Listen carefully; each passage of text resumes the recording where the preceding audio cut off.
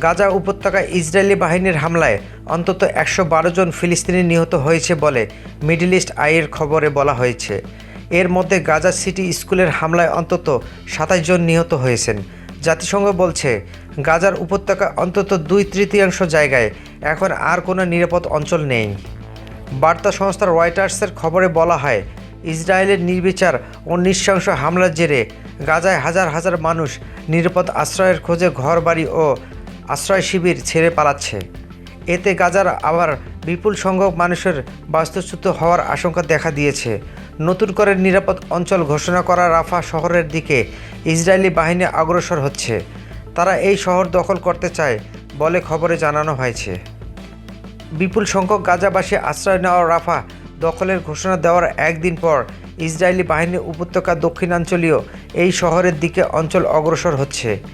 ঘরবাড়ি ও আশ্রয় শিবির থেকে পালিয়ে আসা হাজার হাজার গাজাবাসী শেষ আশ্রয়স্থল ছিল রাফা। মিডল ইস্ট আইয়ের খবরে বলা হয়, গাজার স্বাস্থ্য মন্ত্রণালয় জানিয়েছেন গত ২৪ ঘন্টায় ইসরায়েলের নৃশংস ও নির্বিচার হামলায় ১১২ জন নিহত হয়েছেন। এর মধ্যে গাজা শহরের উত্তরের শহরতলি শেফায়া গতকাল বৃহস্পতিবার ভোরে বিমান হামলায় অন্তত ২০ জন নিহত হয়েছেন।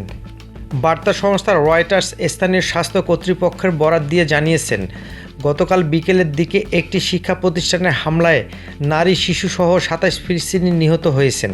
এই শিক্ষা প্রতিষ্ঠানটি বাস্তুচ্যুত মানুষের আশ্রয় শিবির হিসেবে ব্যবহার করা হচ্ছিল। তবে ইসরায়েলি বাহিনীর দাবি রয়েছে, ফিলিস্তিনি সন্ত্রাসীদের লক্ষ্য করে সেখানে হামলা চালানো হয়েছে।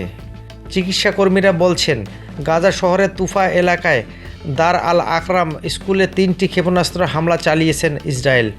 রাফা থেকে পাশের খান ইউনিসে আশ্রয় নেওয়া ৭ সন্তানের বাবা একটি চ্যাট অ্যাপের মাধ্যমে বার্তা সংস্থা রয়টার্সকে বলেছেন, রাফা শেষ, সেখানকার সব কিছু নিশ্চিহ্ন হয়ে গেছে।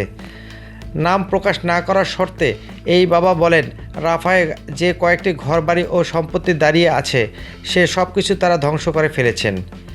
ইসরায়েলি বাহিনীর যুদ্ধবিরতির চুক্তি লঙ্ঘন করে গত মাসে আবার গাজায় আগ্রাসন শুরুর পর রাফা দখল করতে নির্বিচার হামলা চালিয়ে যাচ্ছে।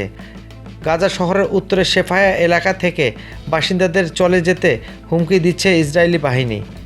গতকাল প্রাণ ভয়ে এই এলাকা থেকে হাজার হাজার মানুষ পালিয়ে যাচ্ছেন। অনেক জরুরি জিনিসপত্র নিয়ে পায়ে হেঁটে, অনেকে গাধার গাড়ি, আবার অনেকে মোটরসাইকেলে ভ্যানে চড়ে যাচ্ছেন।